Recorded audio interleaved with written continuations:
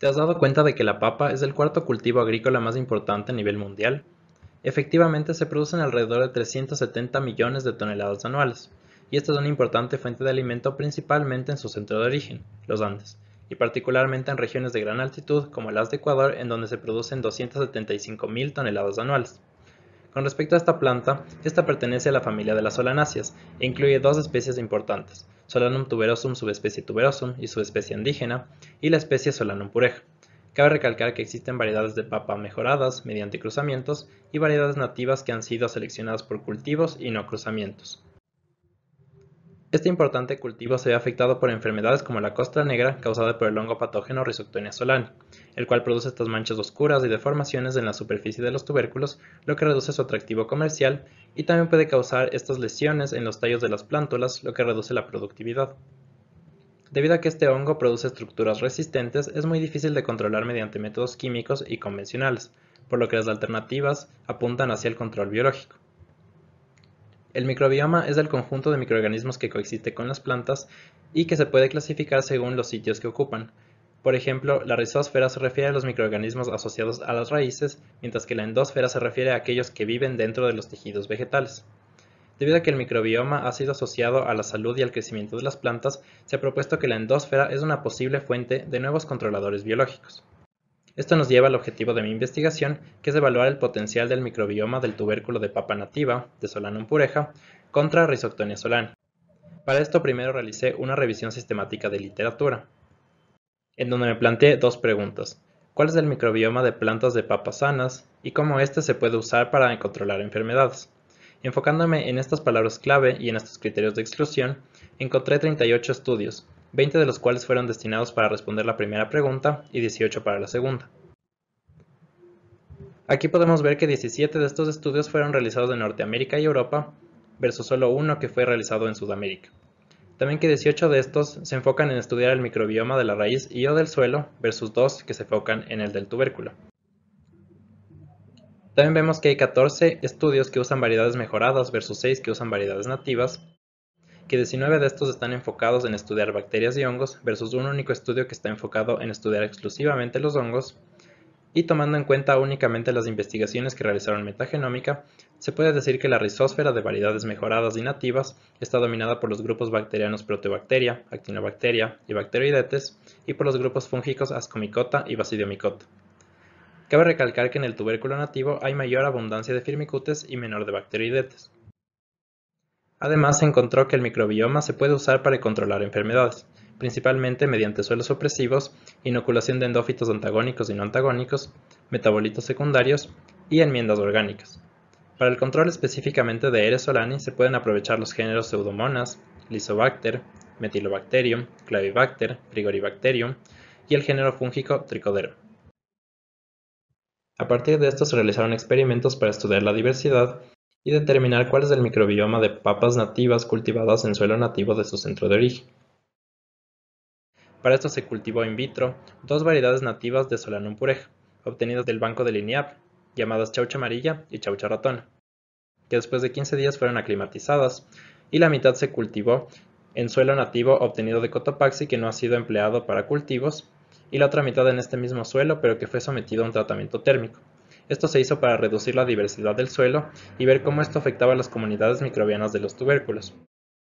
Después de 4 meses se recolectaron muestras de suelo y se cosecharon los tubérculos, que pasaron a ser desinfectados y liofilizados. Después de esto se pasó al enriquecimiento de endófitos para su posterior aislamiento, a la par que se realizó la extracción de ADN mediante el kit PowerSoil y el secuenciamiento de las regiones B3, B4 del gen 16S y de la región del ITS2 mediante la plataforma Illumina MySeq. En base a los resultados de este secuenciamiento, se encontró que las comunidades bacterianas del tubérculo son menos diversas que las del suelo, que hay una clara separación entre estas dos comunidades, donde presentan diferencias significativas, y que aquí ambas comunidades están dominadas por estos tres filos bacterianos, pero que en el tubérculo hay mayor abundancia de Firmicutes y menor de Bacteroidetes, lo que coincide con los resultados de la revisión sistemática anterior. Enfocándonos en las comunidades del tubérculo, podemos ver una clara separación entre las dos comunidades, específicamente entre las dos variedades, donde vemos que las comunidades bacterianas en el tubérculo son menos diversas que en el suelo y presentan diferencias entre variedades. Ahora viendo las comunidades fúngicas podemos ver que estas son más diversas en el suelo, que hay una clara separación entre las dos comunidades y que ambas comunidades están dominadas por los grupos Ascomycota y Basidiomycota, lo que coincide con los resultados de la revisión anterior, pero que los órdenes fúngicos Archaeorhizomycetales y Saccharomycetales se ven aumentados en el tubérculo y Mortirellales se ve disminuido. Enfocándonos en las comunidades fúngicas del tubérculo, vemos que no hay una clara separación entre variedades, por lo que las comunidades fúngicas en el tubérculo son menos diversas que en el suelo y no presentan diferencias entre variedades. Ahora se quiso ver la diferencia en la diversidad bacteriana entre el suelo nativo y este mismo suelo pero que fue sometido a un tratamiento térmico o también llamado suelo T. Aquí vemos que las comunidades bacterianas de suelo nativo son más diversas, que hay una clara separación entre las dos comunidades y que aquí los grupos acidobacteria y actinobacteria se ven reducidos por el tratamiento térmico, mientras que bacteroidete se ve aumentado, por lo que el tratamiento térmico altera las comunidades bacterianas del suelo. Ahora viendo las comunidades fúngicas en estos dos tratamientos se ve que las de suelo nativo son más diversas, que hay una clara separación entre las dos comunidades y que aquí estos 5 órdenes fúngicos se ven aumentados bajo tratamiento térmico posiblemente porque son resistentes a la temperatura, por lo que el tratamiento térmico altera las comunidades fúngicas del suelo.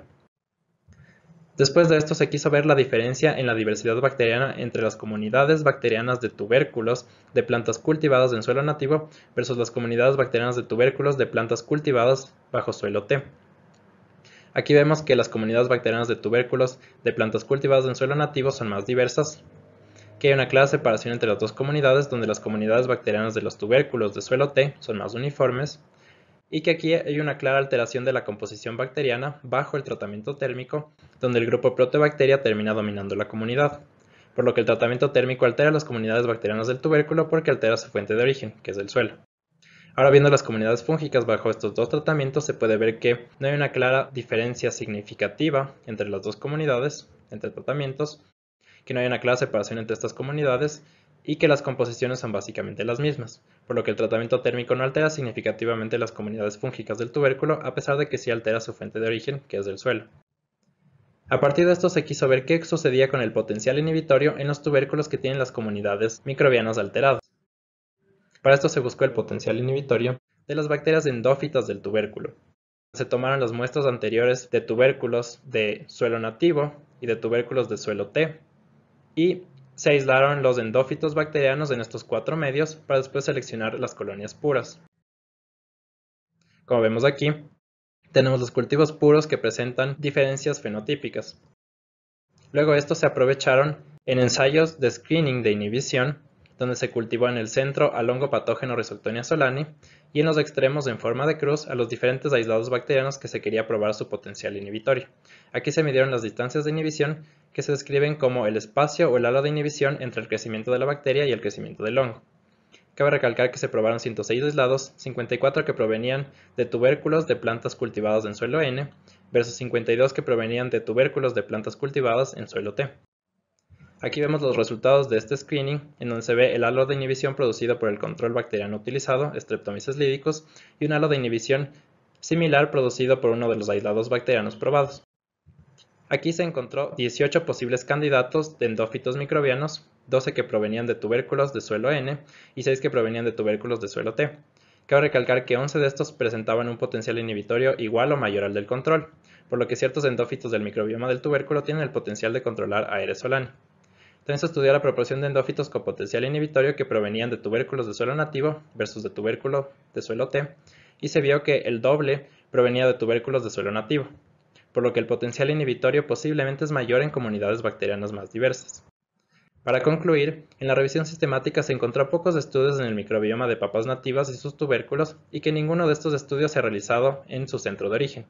También que el microbioma de papa tiene el potencial de controlar enfermedades. Según el estudio de diversidad, las comunidades microbianas en el tubérculo son menos diversas que en el suelo.